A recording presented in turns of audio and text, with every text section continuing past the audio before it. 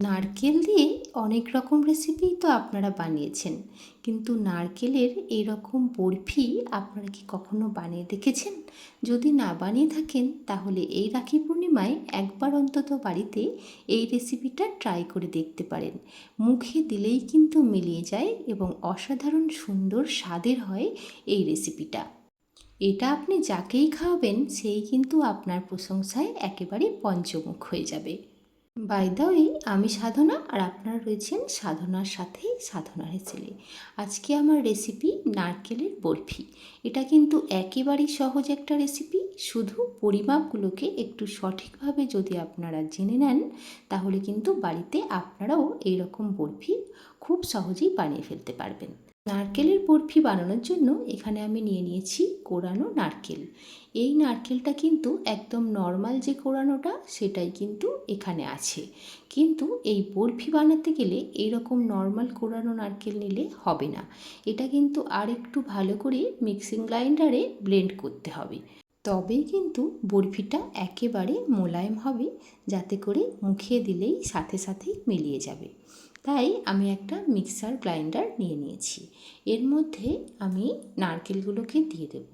নারকেলটাকে আমি একটু বাটি মেপে নিয়ে নিচ্ছি, যাতে করে আপনাদেরও বুঝতে সুবিধা হয় এবং চিনির মাপটা একদম ঠিকঠাক দিতে পারি।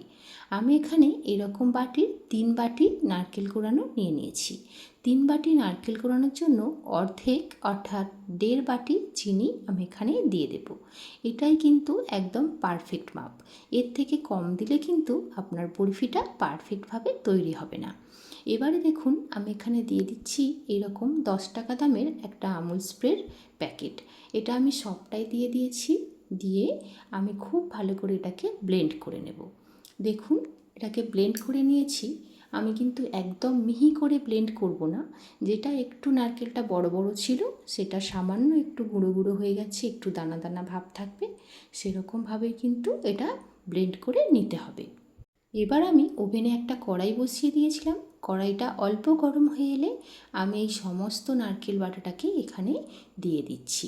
আপনারা এখানে ভাবতেই পারেন যে নারকেলটা এরকম বাটা বাটা হলো কীভাবে। আমি নারকেলটা নিয়েছিলাম একটু দুধযুক্ত নারকেল, মানে একটু নরম দেখে আপনারা যদি নারকেল নেন তাহলে কিন্তু চিনিটা নারকেলের ওই দুধের সঙ্গে মিশে ঠিক এইরকম পারফেক্ট একটা ব্লেন্ড তৈরি হবে। কিন্তু আপনারা যদি একটু শক্ত বা খড়খড়েযুক্ত নারকেল নেন তাহলে কিন্তু এরকম ভাবটা আসবে না। তখন আপনারা একটুখানি জল বা লিকুইড দুধ অ্যাড করে নেবেন। এবার এই নারকেলটাকে অনবরত কিন্তু নাড়তে হবে। প্রথমে একটুখানি মিডিয়াম ফ্লেমে দিয়ে দিতে পারেন, যাতে করে এর জল ভাবটা তাড়াতাড়ি শুকিয়ে আসে। আমি প্রথমে গ্যাসের ফ্লেমটাকে মিডিয়ামে দিয়ে দিয়েছি এবং এইভাবে খুন্তি দিয়ে এটাকে নাড়াতে থাকছি। কিন্তু কিছুক্ষণ পর যখন জলটা একটু শুকিয়ে আসবে তখন কিন্তু গ্যাসের ফ্লেমটাকে লোতে দিয়ে দেবেন, না হলে কিন্তু তলাতে লেগে যেতে পারে বা নারকেলের কালারটা কিন্তু চেঞ্জ হয়ে লালচে ভাব চলে আসতে পারে।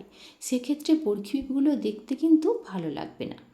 সেজন্য গ্যাসের ফ্লেমটাকে লোতে দিয়ে এইভাবে অনবরত নাড়াচাড়া করে যেতে হবে। দেখুন নাড়াচাড়া কিন্তু একেবারে বন্ধ করে দেবেন না, মাঝে মাঝে একটু একটু করে এইভাবে নাড়াতে থাকবেন। দেখবেন অনবরত এইভাবে কিছুক্ষণ নাড়াতে নাড়াতে এটা আরও একটু শক্ত শক্ত হয়ে আসবে এবং এর যে জলীয় ভাবটা আছে সেটা কিন্তু অনেকটাই কমে আসবে।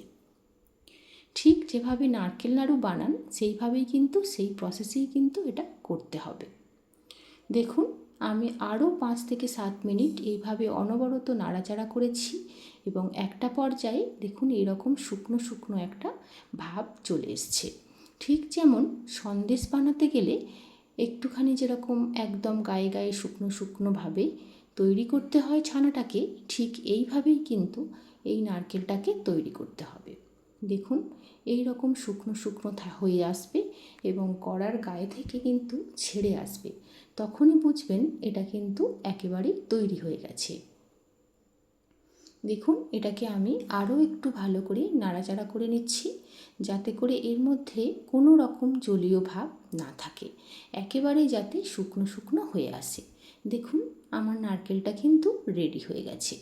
আমি এটাকে এই রকম একটা পাত্রে তুলে নিচ্ছি, যাতে এর চাঁচটা ঠিকঠাক হয় এবং বরফিগুলোর শেপ দিতে আমার সুবিধা হয়। সেজন্য আমি এই রকম একটা পাত্রে তুলে নিচ্ছি। আপনারা যে কোনো চৌকো মাপের পাত্রে তুলতে পারেন, বা আপনারা যে কোনো পাত্রে নিয়ে যে কোনো শেপে বরফিটাকে বানিয়ে ফেলতে পারেন। দেখুন, এবার আমি হাতের সাহায্যে এইভাবে স্প্রেড করে দিচ্ছি। এই রকম গরম থাকাকালীন অবস্থাতেই এটা কিন্তু স্প্রেড করতে হবে। সেজন্য আমি বাটিতে একটু ঠান্ডা জল নিয়ে নিয়েছিলাম, যাতে হাতে খুব বেশি গরম না লাগে। আমি জলে হাতটা মাঝে মাঝে ডুবিয়ে ডুবিয়ে এইভাবে এটাকে স্প্রেড করে দিচ্ছি। এই ট্রেটার পুরো চারিদিকেই কিন্তু এটা আমি সমানভাবে স্প্রেড করব। কোথাও পাতলা কোথাও মোটা করলে হবে না, একেবারে সমানভাবে কিন্তু এটাকে স্প্রেড করতে হবে। তবেই কিন্তু বরফিগুলো একেবারে পারফেক্ট শেপের তৈরি হবে। কোথাও পাতলা বা কোথাও মোটা হবে না।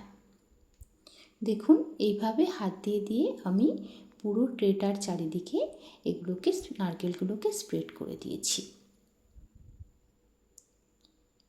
এবার এর উপরে আমি কিছুটা কিশমিশ ছড়িয়ে দেব গার্নিশিংয়ের জন্য।